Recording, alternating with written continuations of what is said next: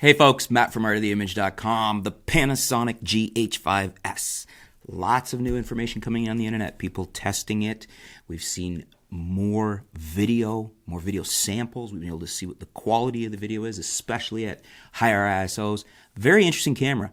And in all respects, still, I think, a very good offering for somebody's top-end pro camera, what they want to use. If you're a pro shooting video, or even somebody, a hobbyist that's doing a lot of video and you want one of the best cameras out there, I think the GH5s is definitely one of the best video cameras on the market.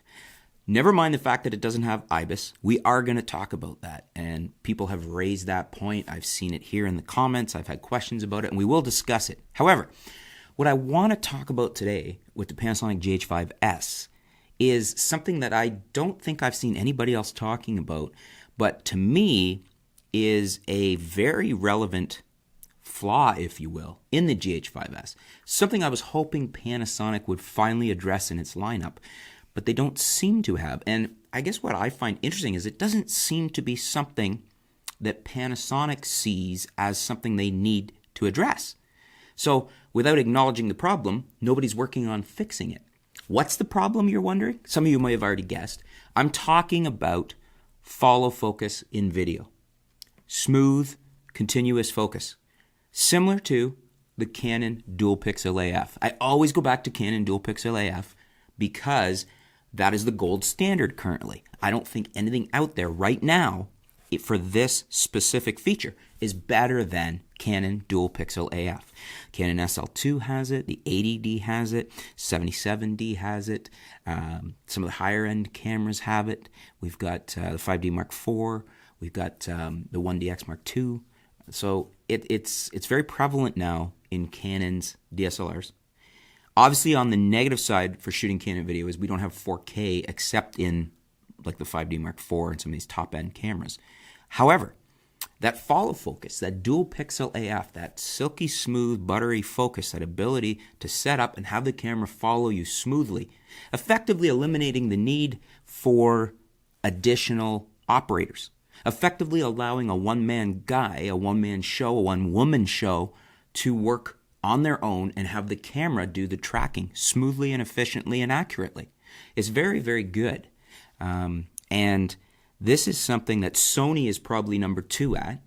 I don't even know that Sony has a name for what they call that type of fluid video focus.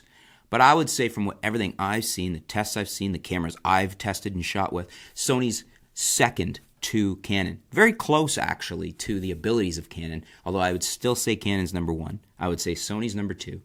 And I'm not sure who I would say is number 3. Probably Fuji if I had to name one, because Fuji's actually, that's kind of a sleeper feature of theirs in the sense that I think most people don't realize how good the X-T2 and the X-T20, this little guy here, are at that feature. I've been playing with it more, and I've been very impressed with how good the Fuji is at that. But this raises the question for Panasonic. Panasonic isn't great at this. I would say that out of everything Panasonic, and I love Panasonic cameras. I'm shooting with the G85 right now. Loved the G7. I think the GH5 is awesome. I think the GH4 is awesome. Love the GX8. This guy right here with my favorite 42.5 f1.7 on there. In any case, I love, many of you know that I really like the Panasonic cameras because I shoot a lot of video and I think it's the perfect hybrid. However, it's not quite perfect. They have yet to develop something comparable to the Canon dual pixel AF system. I was really hoping this would be in the GH5s. From everything I've heard and everything I've seen, it is not. It is something they didn't address, and it seems to be, from what I'm hearing behind the scenes, not something that Panasonic thinks needs addressing. And so I'm hoping maybe this video might shed some light on that to Panasonic, that hey, there are people out there that really want this in a Panasonic camera. They want that focus system comparable to Canon's dual pixel AF, that ability to smoothly and accurately follow a subject and essentially give a one-man show or a one-woman show the ability to use the camera and have it do the work, just like Canon does and like Sony does very well as well. If Panasonic did that, They would essentially be the perfect camera for me, and I suspect for a lot of other people in a similar situation. I'm very happy with the photo ability of the Panasonics. It's not the ultimate, but it's very good. I'm very, very happy with the video ability of the Panasonics, with the single caveat of this dual pixel AF, the lack of something similar to it. So I was disappointed to not see something like that in the GH5s. I hope Panasonic gets to work on it. I hope they could release it as a firmware update. I hope they come up with some new fancy name so they can bill it and milk it the way Canon does, because it's a great feature. And it would really make Panasonic, to me, and to I suspect a lot of you, the perfect camera then.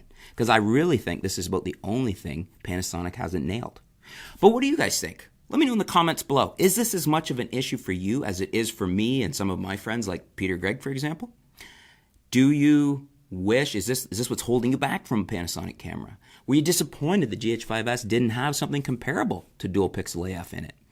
Or do you think it's not even an issue? Let me know in the comments below. Let's talk about it. I want to know what you guys have to say about it. I want to know if this is an issue for you, how you feel about it, and let's discuss it. Always interested to hear what you guys have to say.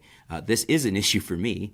Not enough that I don't shoot Panasonic, but I really want Panasonic to get this taken care of and be the best they can possibly be. And really, I think this is the only thing that's holding them back. Looking forward to hearing what you guys have to say. Thanks for tuning in. We'll be back soon here at artoftheimage.com.